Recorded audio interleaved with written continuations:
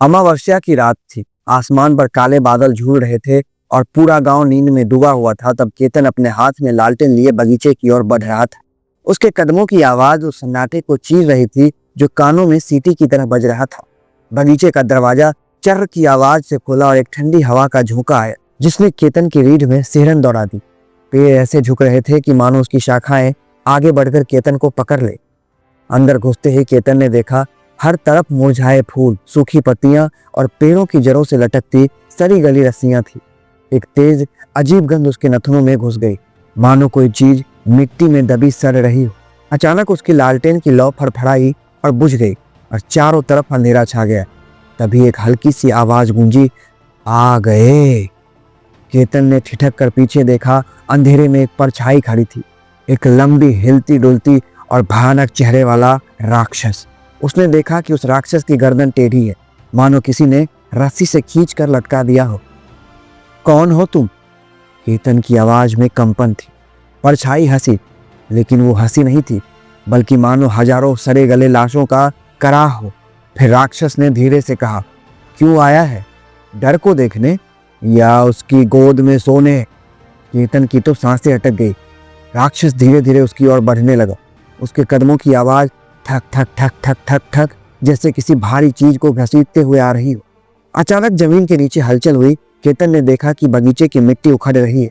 वहां से हड्डियां, पुराने कपड़े और खून से सने पिंजरे बाहर झांकने लगे और वो राक्षस वही ठिठक कर रुक गया। उसने धीरे से कहा, ये जगह, ये बगीचा तेरा घर नहीं है, ये उनका है जो मुझसे बच नहीं सके। केतन का दिमाग तो पूरी तरह से सुन्न हो चुका था। उसने थरथराते हुए होठों से पूछा, तुम कौन हो? परछाई। राक्षस की टेढ़ी गर्दन और झुक गई। उसकी आवाज में दर्द और गुस्सा था। मैं वो हूं जिसे यहाँ जिंदा दफना दिया गया था। मैं वो हूं जिसने चीख चीख कर माफी मांगी, लेकिन किसी ने उसकी नहीं सुनी। और अब हर अमावस्या को मैं लौटता हूं और अपने हिस्से की कहानियां सुनाता हूं। उसके शब्दों के साथ ही केतन के पैरों तले जमीन की मिट्टी हिलने लगी। अचानक पेड़ से रस्सियां नीचे लटकने लगी। वे रस्सियां जिंदा हो गई और केतन के हाथ पैरों की तरफ बढ़ने लगी। उसने भागने की कोशिश की तो रस्सियां उनके टांगों में जड़ गई और एक ठंडी सांस उसकी गर्दन पर पड़ी। भाग मत, तुझे भी कहानी बनना है।